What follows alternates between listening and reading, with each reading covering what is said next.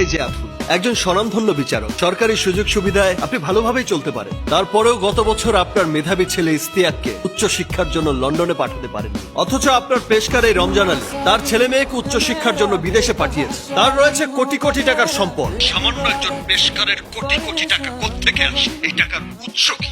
শুধু এই এক রমজান আলী না, এদেশের বিভিন্ন গুরুত্বপূর্ণ সেক্টরে এমন লাখো লাখো রমজান আলী ছড়িয়ে আছে। হ্যাঁ, আমি এই সমাজের কিছু উঁচু তলার মানুষের কাছ থেকে টাকা ছিনিয়ে এনেছি। একবার নিজের বিবেকের কাছে প্রশ্ন করে দেখুন মহামান্য আদালত, তারা এই সমাজের উঁচু তলার মানুষ, কিন্তু তারা সত্যিই কি উঁচু মানুষ?